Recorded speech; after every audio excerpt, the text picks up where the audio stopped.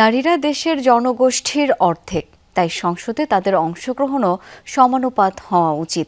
একই সাথে সংসদীয় ক্ষমতা সহ সংসদের নারীদের প্রতিনিধিত্বমূলক উপস্থিতি নিশ্চিত করতে হবে। এই মন্তব্য করেছেন সুশাসনের জন্য নাগরিক সুজনের সম্পাদক বদিউল আলম মজুমদার। সকালে প্রেস ক্লাবে সংরক্ষিত নারী আসনের প্রার্থীদের তথ্য উপস্থাপন বিষয়ে এক ব্রিফিংয়ে একথা বলেন তিনি। এ সময় সুজন প্রকাশিত এক বিবৃতিতে সংরক্ষিত নারী আসনের বিভিন্ন রাজনৈতিক দলের ৫০ জন প্রার্থীর শিক্ষা, বয়স, আয়, মামলা সহ প্রায় 10টি বিষয়ে তথ্য উপস্থাপন করা হয়।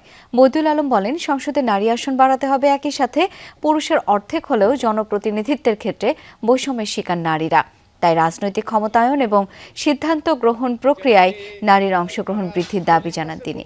বলেন, জাতীয় নির্বাচন রাজনৈতিক দলগুলো 15% নারী আসন দেবার কথা বললেও প্রতিশ্রুতি রাখেনি। সাধারণ আসনের মতো সংরক্ষিত নারী আসনের সংসদ সদস্যদের অধিকার, দায়িত্ব ও কর্তৃত্ব হতে হবে সমান। নারীরা আমাদের জনগোষ্ঠীর অর্ধেক, তো আমাদের যে ন্যায়সঙ্গত হবে, আমাদের সংসদের অর্ধেক প্রতিনিধিত্ব নারীদের, এটাই ন্যায়সঙ্গত হবে। তাই অন্তত 50% নারী প্রতিনিধিত্ব থাকার কথা, কিন্তু আমাদের আছে 50টা আসন এবং ওটা 50%-এর কোনো কাছে ধারিয়ে আসে না। তো এটার পরিবর্তন হওয়া দরকার।